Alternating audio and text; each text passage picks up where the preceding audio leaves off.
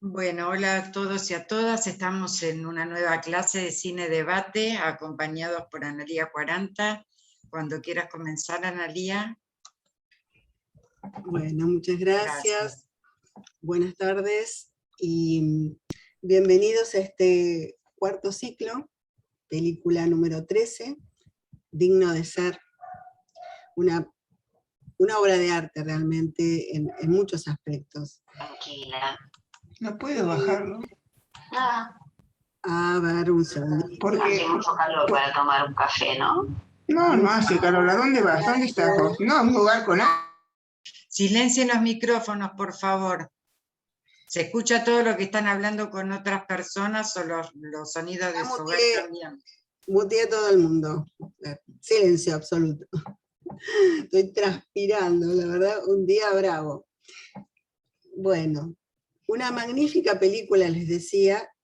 Yo no la conocía, fue una recomendación de una de las participantes habituales de Cine Debate, de los otros viernes, los viernes por medio, que nos encontramos, y realmente estoy feliz de haberla incluido en nuestros encuentros.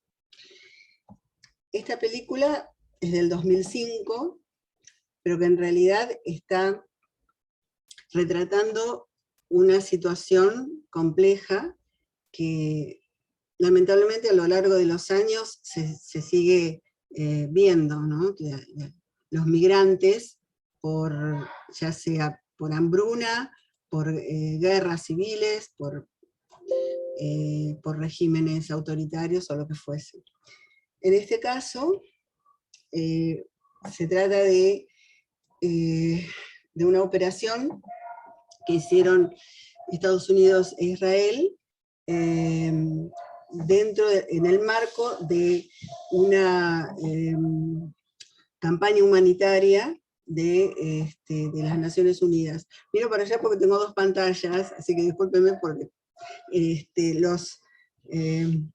los machetes los tengo en la otra computadora, no los tengo escritos. Y bueno, esta operación Moisés llevó cerca de 8.000 judíos etíopes a Israel. Muchos fallecieron en el camino por hambre, por enfermedades, pero bueno, lograron salvar a muchas miles de vidas. Otros, los que no eran judíos, quedaron dentro de los campamentos humanitarios de la ONU. Esta película en realidad no cuenta una historia real específicamente, pero sí está basada en los hechos reales que sucedieron entre el 20 de noviembre de 1984 hasta el 4 de enero de 1985. Y es interesante el título. La película es hecha por Francia, hablada en francés, y el título en español es Ser digno de ser, pero en francés la traducción sería anda, vive y sé, que son los 3 mandatos que le da esa mamá de total magnitud, porque realmente desprenderse del hijo para que tenga una vida mejor, no sabiendo cuál va a ser su destino, pero esperando que sea un buen destino, y con esa mirada, ese cruce de miradas entre las dos madres, porque en realidad Salomón, Cushing, luego renombrado Salomón, tiene 3 mamás. La biológica, que lo crió hasta los 9 años y lo dio amorosamente para que se salve.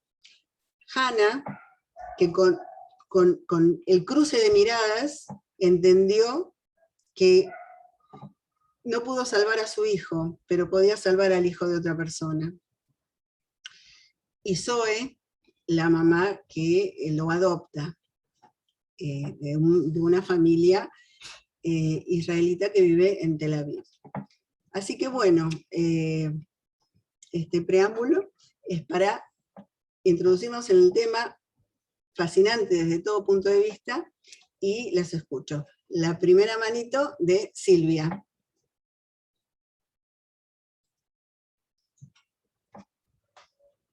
Silvia, ahí. Hola, hola, sí, ahora estoy. Bueno, buenas tardes a todos. Muchas gracias, Analía.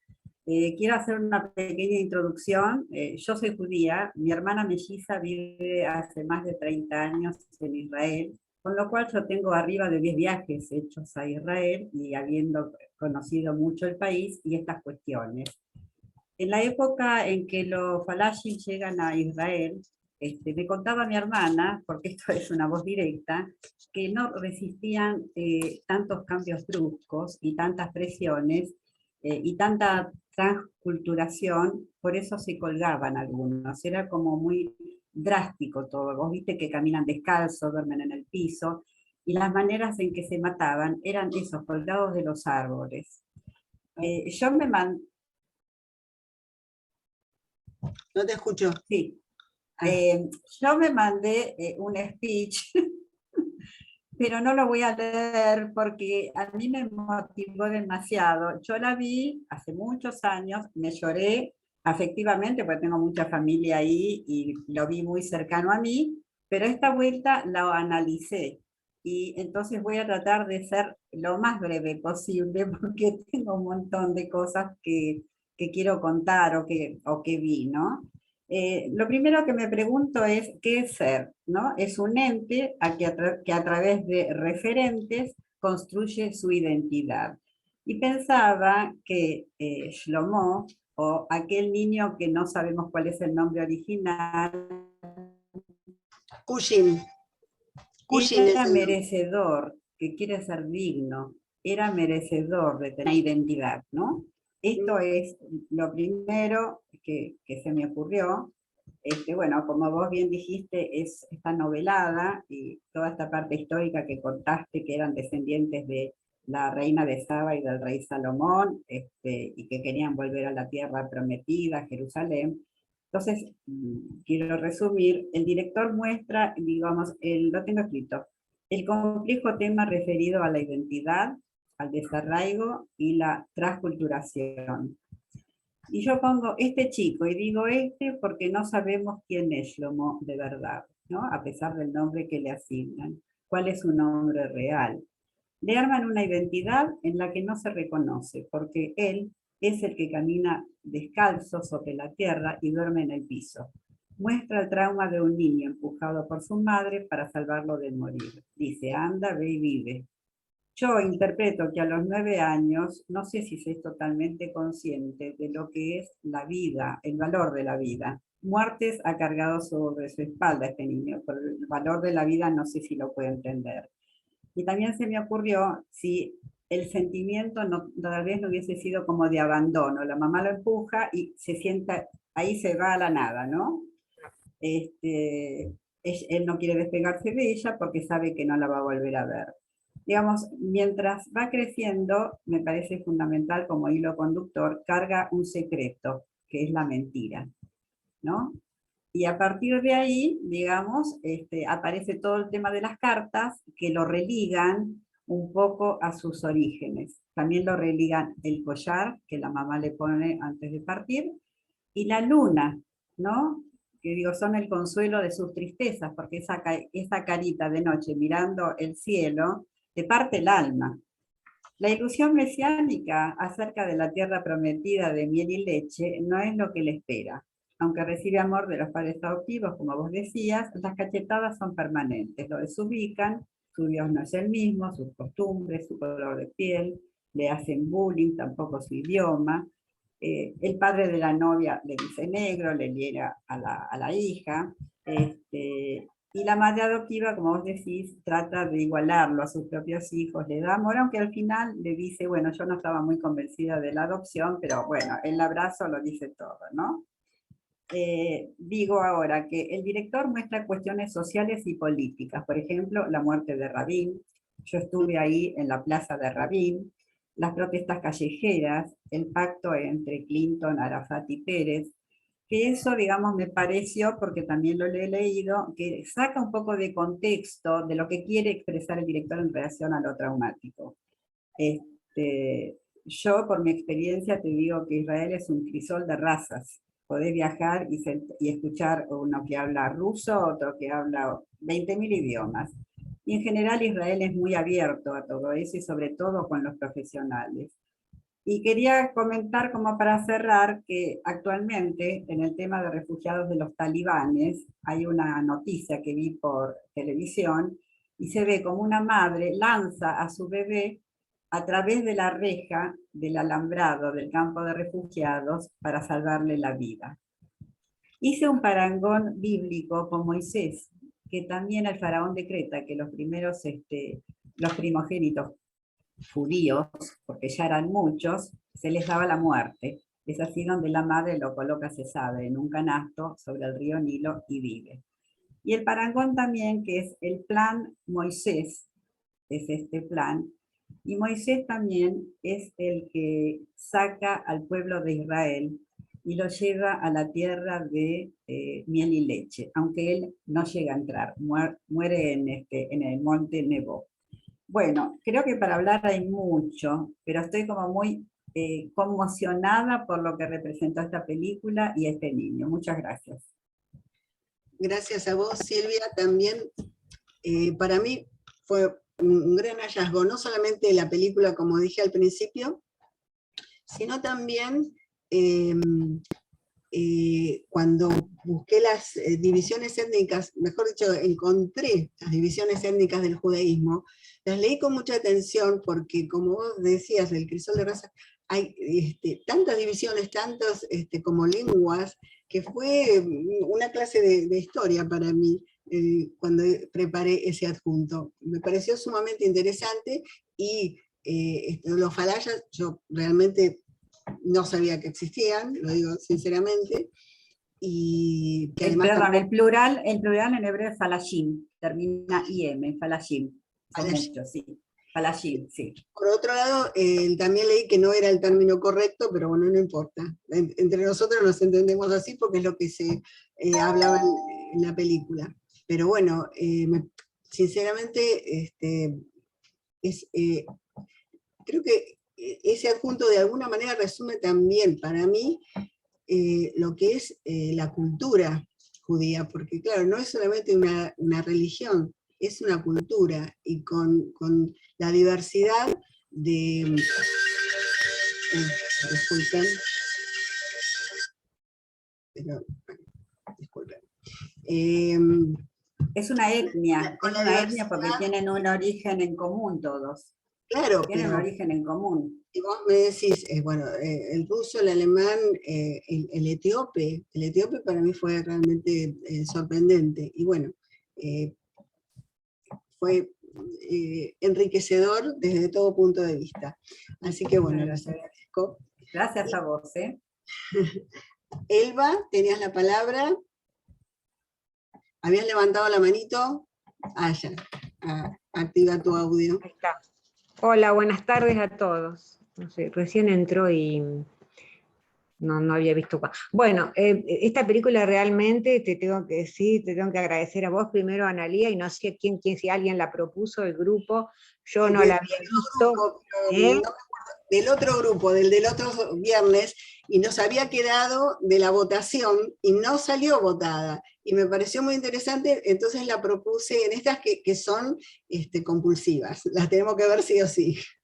Claro, porque evidentemente uno, por ejemplo yo, que desconozco, que no sabía qué era, uno no la vota a lo mejor porque no tiene la más pálida idea, ni nunca le nombró nadie acerca de esa película. Por eso vuelvo a agradecer que me hayan, por lo que sea ahí, me hayas permitido conocerla. La verdad que primero tengo que decir desde lo emocional que me impactó tanto a la película.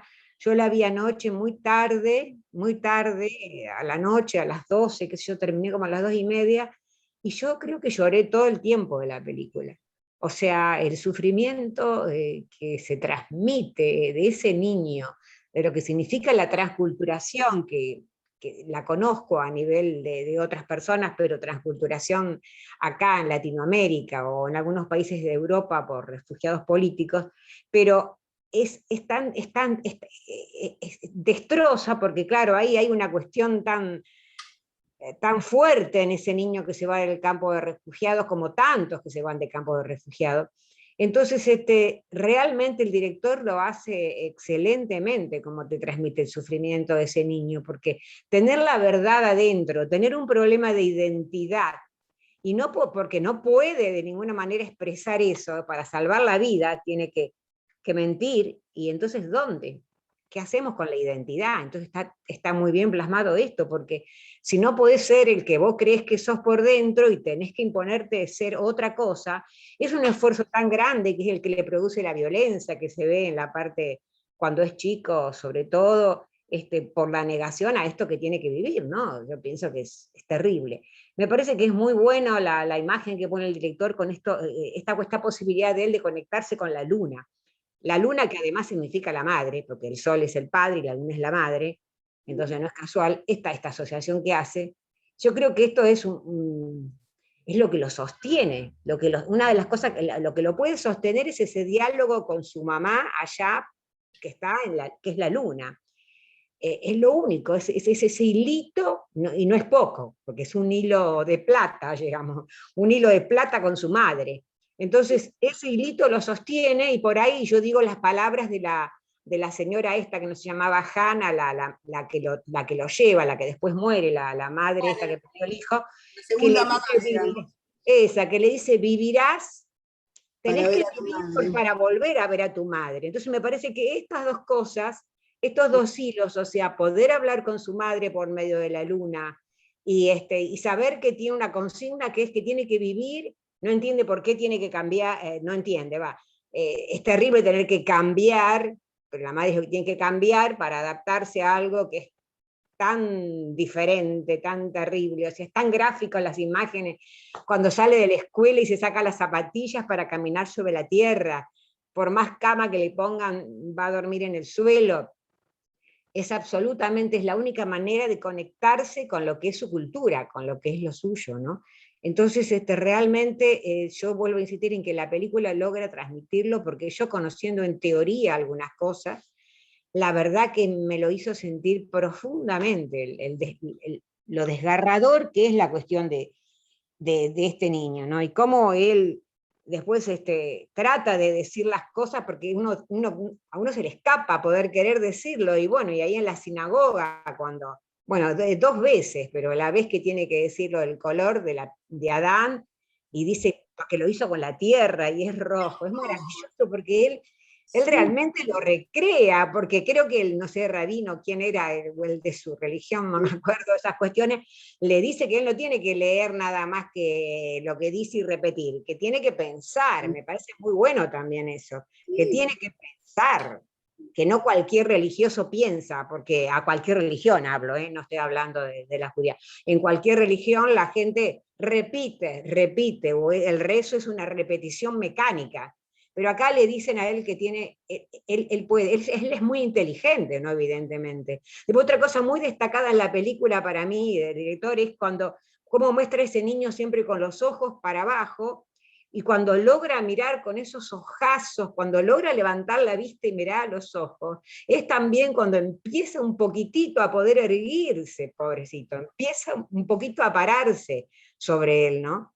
Es otra cosa muy gráfica, es la escena cuando recién llega y los bañan como a todos, y él ve que se va el agua por la rejilla, desesperante, no es culpa mía, dice, pobrecito, no es culpa mía, pensando que se murió su hermano por el agua, y que mueren tantos por la falta de agua en el desierto. Ay, no sé, hay tantas cosas para decir que no voy a ocupar todo el espacio, pero realmente fue muy conmovedor ver esta película. También como vos, que lo dijiste, hoy llegué a escuchar, yo tampoco conocía que existían, no sabía que existían, no llegué a leer, lo voy a leer después, esto que vos decís que incorporás sobre el tema de las etnias, lo voy a leer, te agradezco el envío, lo voy a leer. Yo no conocía para nada esta situación y esta operación Moisés, no la conocía a partir de la película, así que, no sé, quiero agradecer porque realmente, no sé, yo quería, no sé si me lo había notado en algún lugar, respecto a tus preguntas, yo quiero decir que sí, que por supuesto que lo que hace la madre es, pero uno que quiere, que viva el hijo, así que realmente lo mejor que hizo la madre es decirle, andá, y tiene que ser dura, porque la única forma es siendo dura, ¿no? Echándolo al chico, o sea que, claro que sí, que tiene que echarlo al chico. Yo no, quería buscar si lo tenía, dónde había anotado lo de tus preguntas, pero bueno, en todo caso las digo después, porque... Bueno, al final, qué sé yo. Bueno, gracias, es maravillosa la película, gracias al director, porque la verdad, y gracias a todos que aporten. Hasta luego. Gracias a vos, Elga. Quiero acotar algo. Pushim, luego Salomón, hasta que se encuentra con el rabino Quest, o Ques, no sé cómo se dirá, la única conexión que él tenía era una conexión simbólica interna, la luna y la tierra con su mamá. A partir de poder enviarle cartas, primero él se las escribe el rabino, sí. Es un rabino etíope, que reza por todas las personas, por todos los judíos, y también los que se quedaron en Etiopía. Entonces, a raíz de esa unión, que también el rabino entiende que hay algo que no es tal cual, pero no importa, su humanidad trasciende la religión, y le escribe las cartas a su madre, porque en algún momento sí le cuenta que él ni es judío, ni su mamá está muerta, etc. Pero ese rabino amorosamente se convierte en su padre, porque también lo protege, lo provee al escribirle las cartas, que luego ya Salomón las puede escribir él cuando aprende, cuando tiene mayores posibilidades, pero siempre dentro del secreto de que las envíe el rabino, porque para todo el mundo él era huérfano. Si no, lo hubieran enviado de nuevo a Etiopía, al campamento. Así que bueno, esa es una gran unión. Mantiene mirar la luna, hablarle a la luna como a su madre, pisar la tierra, sentir que él es su origen, es su naturaleza, y después a través de poder escribir, supongo que alguien le escribiría, le respondería, no sé si sería su mamá, posiblemente no, pero alguien en nombre de la mamá, así él tenía noticias, porque si no era solamente de un solo lado, y no sabía si su madre estaba viva o no. No, claro, si siguieron las cartas, yo digo, y el papel fundamental de los médicos del mundo, ahí está bien graficado, ese médico que lo salva porque miente cuando le preguntan si es el hijo, si murió o no, este es otro que yo lo salvé, ese mismo médico después lo ve allá, él. Digo, también es muy importante que destaque la labor esta humanitaria que hacen los médicos en campo de refugiados en estas situaciones. Sí. En muchísimos sitios, ¿no? En muchísimos, porque este es un caso puntual, pero si tenemos Afganistán, muchas guerras de etnias africanas y muchos lugares del mundo. Bien, tenemos a Cristina Nembrini, Alicia y Enriqueta, y Lorenzo. Cristina, activa tu audio, por favor.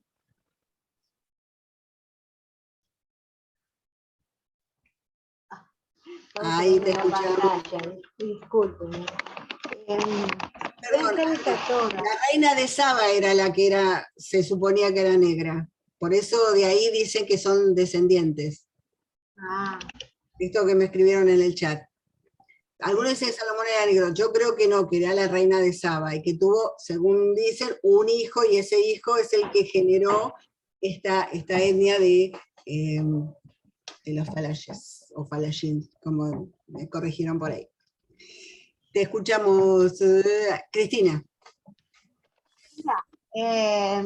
Bueno, yo estuve leyendo el material y a mí me llamó mucho la atención el artículo que hablaba de la subalternidad.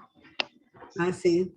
me pareció realmente maravilloso, porque hay muchísimos grupos humanos que viven esa subalternidad, sin llegar a ser emigrantes ni incluso de otra raza.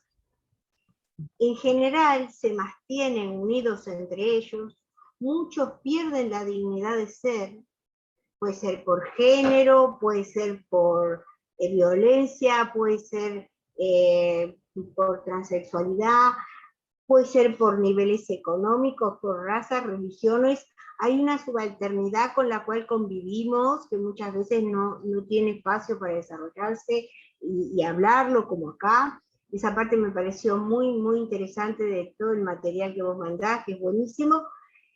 Y entonces, lo que quiero destacar, que esta parte, bueno, no se habló tanto, es que en realidad dejan de ser subalternos cuando ellos se unen y empiezan a gritar: acá no soy judío, y tampoco en Etiopía, ¿no es cierto?, soy etíope con ellos. Entonces es como que viven como un rechazo constante. ¿Y qué es lo que los salva a mi criterio? Es lo que dice ese artículo: los salva la institucionalidad, porque más allá de las dificultades que él tiene de adaptación, que son lógicas, él tiene la posibilidad de que en la escuela de a poco se va integrando, con su familia lo mismo, hasta que cuando después de la adolescencia él se siente perdido, se da cuenta que la forma que tiene de llegar y de ayudar a lo que es su origen es la medicina. Se enfrenta al padre para decirle que va a ser médico y se va a ir de ahí. Va a dejar el Israel y se va a ir a estudiar. Y a mí, la película en realidad no me hizo llorar, lo digo sinceramente. Me pareció una situación de adopción que yo le he visto reflejada, salvo las diferencias, en una serie de Netflix, de Flow, muy interesante, que se llama This Is Us, en donde hay 2 niños blancos y un niño negro. Y todo lo que el negro tiene que vivir en una familia blanca, y acá en la película aparece un poco, ¿no? Que es lo que le hace prácticamente vivir en susurros a él, ¿no? Él lo hace vivir en susurros. Cuando él llega a ser médico, y por suerte la que fue su enamorada acepta, ¿no es cierto?, que él no sea judío, porque lo ama tanto, lo esperó 10 años, no le importa nada que no sea judío, porque en un momento, viste, vos decís, él va a continuar con el engaño, por lo menos lo pudo con su esposa, que es la persona más cercana, su nueva familia, lo puede blanquear. Pero le hizo trampita, porque se lo dijo después de casado, no se lo dijo antes, ¿eh? Se lo dice por el maestro, porque el maestro le dice, tiene que ser esta noche, y es verdad, porque era la primera noche, y él lo cumple. Entonces, al final, cuando ya nació su bebé y está ese último llamado, que mientras ella le habla a él, él pareciera que descubre a la madre, en ese último abrazo yo digo, es la madre, no sé si es la madre, pero él abraza a una señora que es como si hubiese sido su madre, capaz es su madre, no sé, ahí la película queda como abierta, podría ser su madre como no, ¿no? Porque había que sobrevivir casi 20 por 2 años. motivos. La mamá tenía un gesto que era taparse parte de la cara con ese chal. Y además, cuando él la abraza, ella también lo reconoce. Por eso ese grito que sale de las entrañas. Ese grito es maravilloso, claro. Y no fuera la madre que la abrace a alguien. Sí, que el grito es como que le sale de las entrañas, de donde él estuvo. Totalmente. Y otra de las cosas... La película, es cierto, el grito al final resume la película. Sí, resume toda la película, ese encuentro resume toda la película.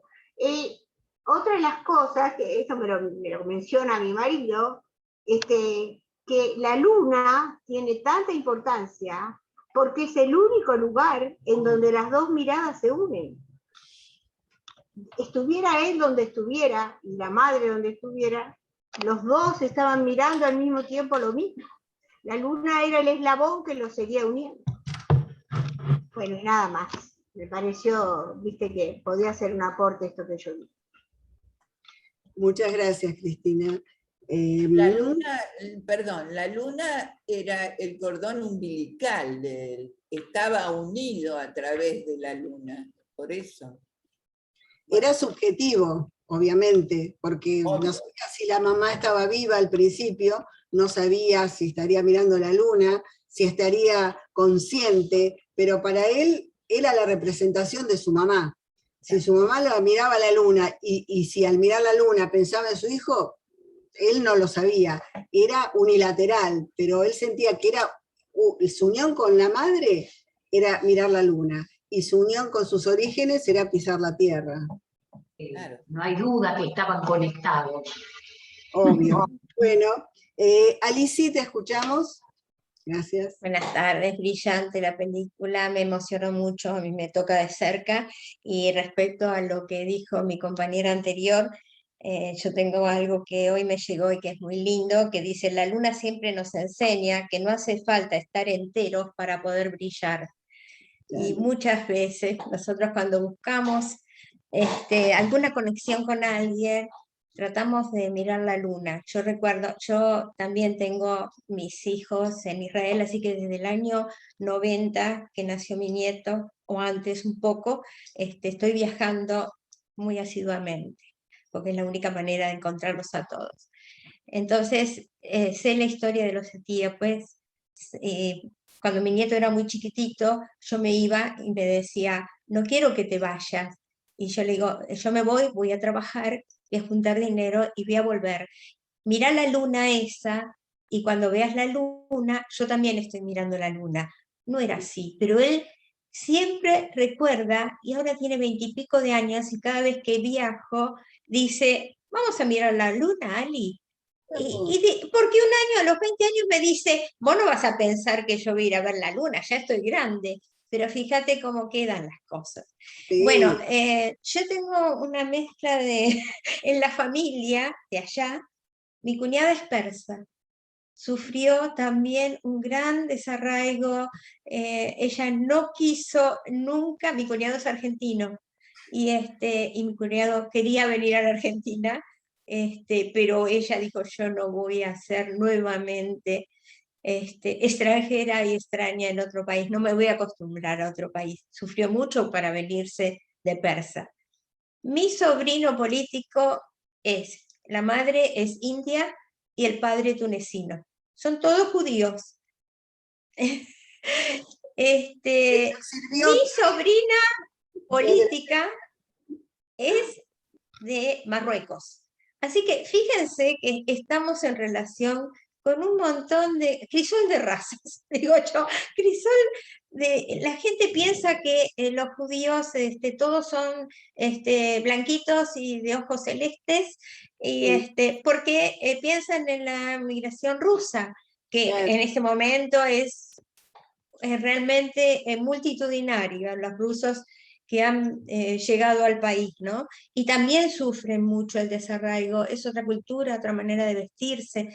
Bueno, esta es otra cosa, realmente sufren mucho porque además hay muchos que no han sido circuncidados porque Rusia no permitía la religión judía en un tiempo, entonces no han sido circuncidados. También esto que cuentan, que yo estuve leyendo, que vos has puesto de los distintos tipos de judíos, los de Damasco, los de España, han sido echados, y muchos tuvieron que disimular y ponerse apellidos católicos, ¿verdad? Entonces hay algún Méndez, hay algún Pérez que vos decís: ¿cómo? Esto no es Iji ni y no, son apellidos que tuvieron que ponerse para escaparse, ¿verdad? Y ahora sí, por suerte han vuelto, y hay toda una congregación, acá en la Argentina yo he visto mucho, que son los sefaradíes, ¿verdad? Bueno, respecto a los etíopes, hay una evolución tan importante que han hecho. Yo recuerdo en el año 90 haberlos visto por primera vez en Israel y haciendo tareas realmente muy rudimentarias, porque no sabían usar ni un sanitario. Es decir, ellos tuvieron que acostumbrarse a un montón de cosas de la de la cultura, no solo de la cultura, sino de la actualidad. Ellos vivían así, en pie, no sabían usar cubiertos. O sea, hubo que enseñar mucho. Israel para eso tiene bastante constancia y sabe cómo hacerlo, siempre que a veces hay incursión de los ortodoxos. Los ortodoxos son más severos para tratar a la gente.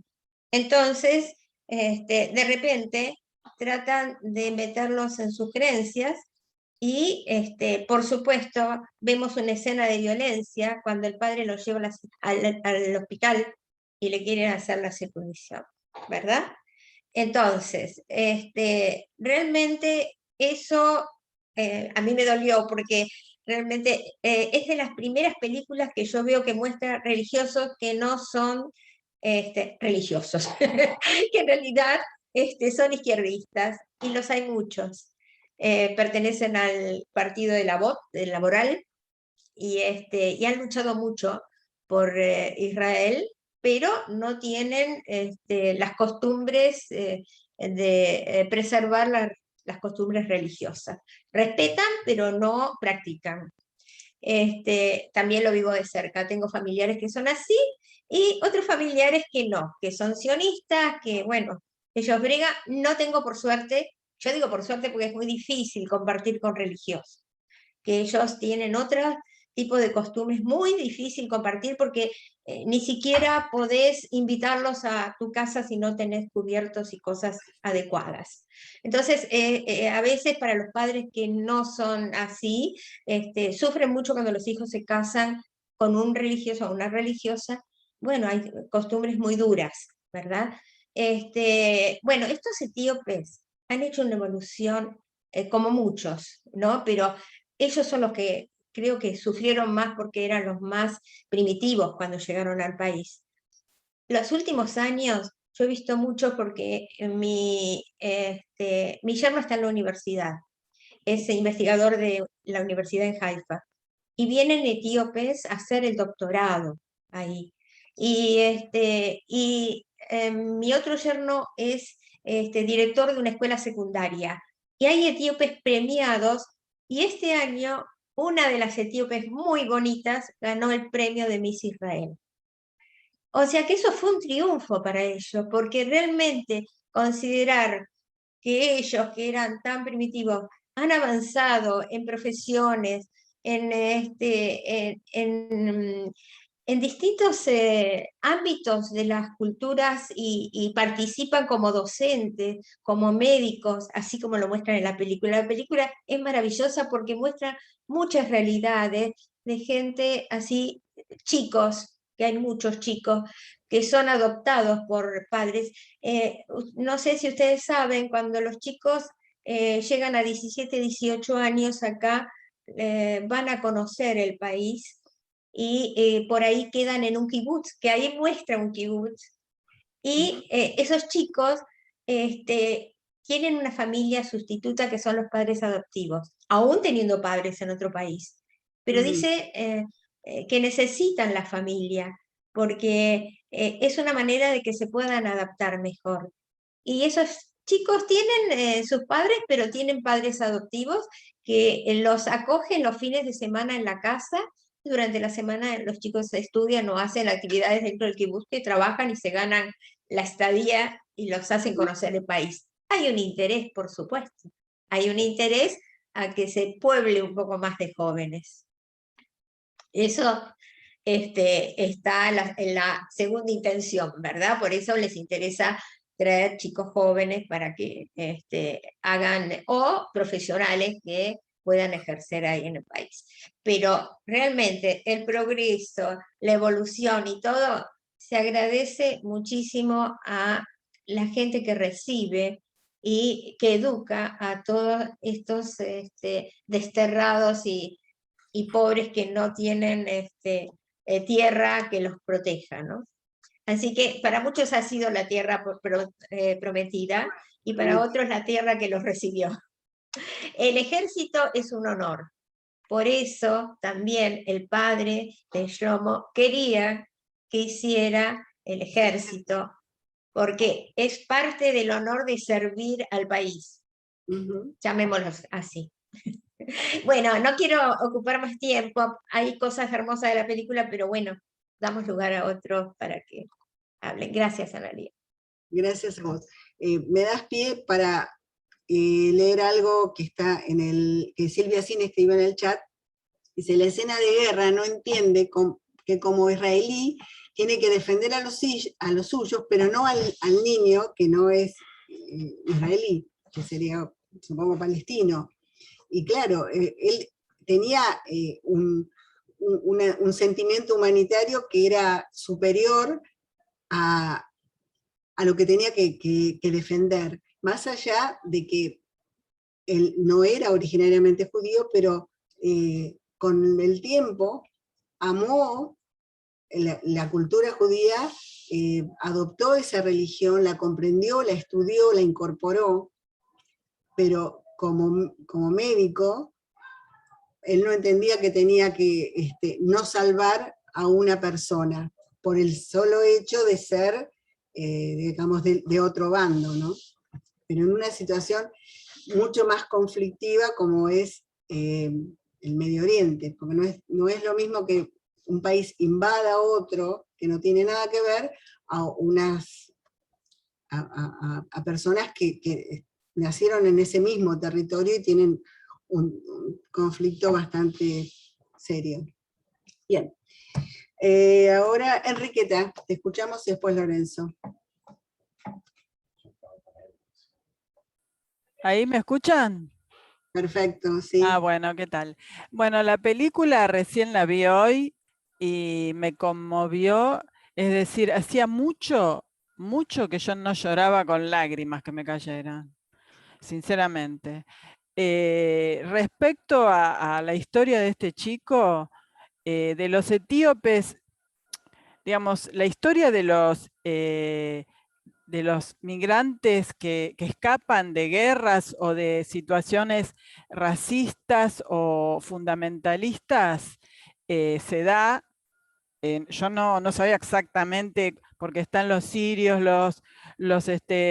¿cómo se llama? Los bosnios, es decir, inmigrantes que no son bien recibidos, hay muchos. Por ejemplo, yo creo que los fundamentalismos que se usan solamente la palabra para el Islam, en realidad fundamentalismos hay en todos lados. Porque digamos, él para sobrevivir tenía que decir que era judío y negar su cultura, negar a su propia madre. Y acá en la Argentina, los pueblos originarios también han tenido que hacer eso para sobrevivir y ser aceptados. Desgraciadamente no es, pero lo de allá realmente cuando vi la película, cuando veo los refugiados cómo vivían, yo digo, la pucha, qué suerte que nací en Argentina, por más que haya sufrido un montón de cosas, es terrible, terrible que haya tanta, no sé, discordia, tanta cosa, tanta religión que va más allá de los sentimientos humanos. Porque ahí los conflictos son más religiosos, en Occidente son más de cuestiones de dinero, pero me parece que allá es más religioso. Por ejemplo, en Estados Unidos está mal recibido un latinoamericano o un negro. En cambio allá, en Israel, puede ser negro, pero tiene que ser judío. Es decir, es lo mismo. Pero este chico tuvo suerte, porque este chico fue adoptado por una familia que no era religiosa y era muy respetuosa. Él no podía decir que no era judío, pero los padres cuando lo reciben le ponen el kipá y le quieren hacer rezar como respetando la supuesta religión. Y es ahí cuando él les dice, no hace falta por esta noche, ¿no? Pero sí eran religiosos, no eran ortodoxos, no eran practicantes a ultranza, pero sí lo lleva al Muro de los Lamentos, lo lleva a la sinagoga. Sí, Sí, No, no pero era en realidad a mí me pareció que lo llevaban porque pensaban que él era judío, más que Esa por familia ellos. era tradicionalista, no Claro, religiosa. claro, Seguía las exacto. tradiciones del judaísmo. Sí, pero aparte yo creo que lo llevaba a rezar y a que ponga sus deseos, como queriendo que conservara su religión. Si él se sentía judío, que lo respetaban por eso, una cosa así. Bueno, Pero eran todos pero judíos por ahí, no había de otra religión. Podía ser pero no, religión no, digo que no eran religiosos, es decir, no eran religiosos. De hecho, Alicia cuenta que hay hogares que ella contó que si uno no tiene determinada vajilla no puede, no puede, qué sé yo, recibir gente o ir, no sé, Disculpame cosas. que te interrumpa, Enriqueta. Yo fui agente de viajes muchos años y para Semana Santa, durante muchísimos años, el Hotel Yao Yao de Bariloche era reservado toda una semana por la comunidad judía ortodoxa. Y cambiaban los picaportes, se llevaban las ollas, las sábanas, o sea, no solamente que hacían la comida típica, sino que determinados objetos también tenían que tener las características del ortodoxo. Claro. ¿No? Aparte, cerraban el hotel para ellos, toda una semana. Salía una Analía, perdón, yo... Todos los años. Lo sé porque cada vez que queríamos reservar para alguien el Yao Yao, con, no sé, 6 meses de anticipación o de un año para el otro, para las Pascuas judías, toda esa semana quedaba claro, reservado. el tema es que no respeten al otro. Porque de hecho en esta película, el director, yo después quería saber si la película era etíope, francesa o no, es francesa e israelí. Sí. Y el director es rumano. Sí. Eso me chusmeé en Google, ¿no?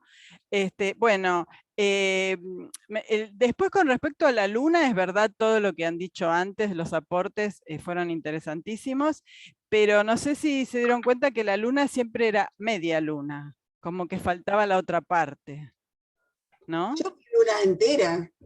¿Viste luna entera? Ah, bueno, yo veía, me parecía media luna y el resto en sombra.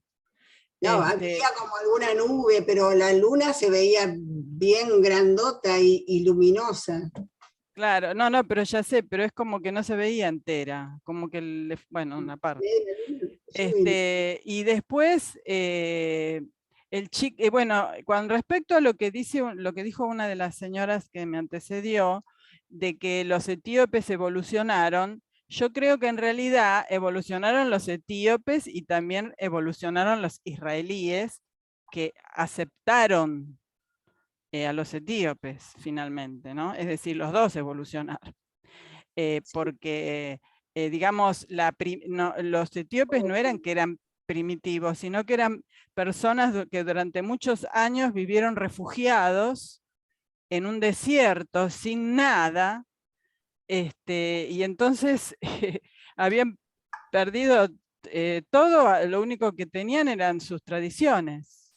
Habían perdido. El punto que les envié sobre divisiones étnicas del judaísmo, ahí está aclarado a partir de cuándo fueron admitidos los etíopes como judíos, a partir de considerar que son descendientes de la reina de Saba y que en su unión con Salomón tuvo un hijo y ese hijo fue el que generó esta descendencia judía etíope. Claro, claro. Bueno, algo parecido pasa cuando yo trabajaba en un normal que recibía chicos que iban a ingresar en el profesorado.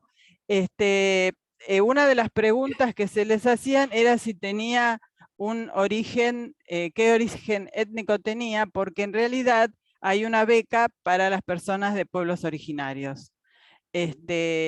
Y se considera en la Argentina que todos los nacidos en Cusco son descendientes de pueblos originarios, por más que fueran rubios de ojos celestes, ¿no? Porque los hay. Yo conocí una chica mapuche rubia de ojos celestes. Lo que pasa que las etnias no son como el color de la piel. Digamos, yo que soy antropóloga, nosotros consideramos que no existen las razas. Son clasificaciones con un objetivo determinado. Entonces, hay etnias que, digamos, que son en algunos, en Latinoamérica, sobre todo en la Argentina, uno se siente de una cultura por una cuestión subjetiva, y esa cultura lo tiene que aceptar. Se llama adscripción y autoadscripción, eso. Que es lo mismo que pasa con nosotros los que descendemos de los barcos, que de pronto tiene uno un abuelo español y otro italiano, y de pronto uno se siente más italiano que español, ¿no? Es decir, uno está eligiendo por distintas circunstancias la cultura que más prefiere, ¿no? Lo mismo pasa con las etnias, que muchos, digamos, no todos son mapuches, hijos de mapuches, nietos de mapuche, etc.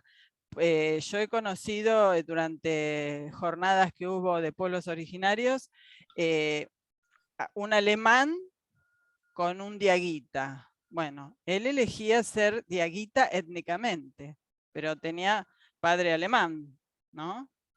Bueno, eso. Nos estamos yendo lejos de la película. Lejos del tema. Bueno, la película maravillosa. Aparte, a mí lo que más uno tiene prejuicios a veces, sobre todo porque yo tengo algunas compañeras de la primaria que viven en Israel y son un poquito, yo les digo, fundamentalistas. Me encantó ver esa gente que a él lo respetaba, lo defendía y no importara que fuera no judío y que conservara sus costumbres, es decir, gente abierta, gente de izquierda. Los padres me llamó la que atención. no era judío cuando se casó, cuando se lo dijo a la esposa y la esposa lo abandonó. Entonces ahí es cuando, con el semejante lío, también los padres, por eso la mamá habla con Sara, con la esposa, y cuando Sara viene, le dice, todas tus madres te aman muchísimo, porque es cierto, todas sus madres. Claro, no, lo que contó toda la historia, la lo verdad. que pasa es que en realidad la chica, Sara, el padre era un tipo muy estricto, muy judío, muy religioso. No le gustaban los pero negros. ella no, ella por el color de piel. No era por la religión. Peor. Él lo consideraba judío, ahí estaban todos judíos. Era por el color de piel, bueno, siempre hay algo. Pero la chica no se enoja con él porque es judío, se enoja porque no confió en ella durante 10 años y no se lo dijo. Tiene razón. ¿No? Y se lo dijo obvio. Después de casarse. Claro, como que una trampita era, ¿no? Lo que pasa que Perdón, la Enriqueta, mamá... nos quedan 2 minutitos y tenemos bueno. Bueno, listo. Maravillosa. Que sigan. Regio, maravillosa. Chao. Gracias. Lorenzo. Bueno, buenas tardes. Hola, hola Lorenzo. Un breve comentario de color. Yo cuando vi la habitación de este chico, cuando desde vivir descalzo en Etiopía va a una ciudad y transcurre su adolescencia, había 2 pósters en la pared de su habitación. Uno era el Che Guevara, que se explica porque es un joven y por las ideas de izquierda de los padres adoptivos. Y el otro era de Bob Marley. Y ahora les voy a comentar, a mí me interesa especialmente, aparte del tema de las migraciones físicas, cómo se produce una migración de ideas. Y esto tiene que ver con la música. No sé si conocen, Bob Marley era hijo, su madre era negra, descendiente de esclavos que habían sido traídos desde África, y su padre inglés. Y él es el generador de un movimiento de música que escuchábamos en nuestra juventud, el reggae, que lo practican los rastafaris. El rastafarismo se origina en Etiopía. El Rastafari Mekonnen es Haile Selassie, y ellos tienen en sus textos, Bob Marley, son textos, habla del éxodo, habla de Babilonia como el sitio del mal, menciona a Yah, Yah es Yahvé, es Jehová. Y ellos, los Rastafari, se consideran descendientes de Salomón y de la reina de Saba. Y bueno, se puede adherir o cuestionar o no este tipo de interpretación que hacen ellos en sus canciones, pero ellos están buscando una tierra prometida para los negros, y piensan que en Etiopía, bueno, llegaron a considerar a Haile Selassie como la encarnación de Dios.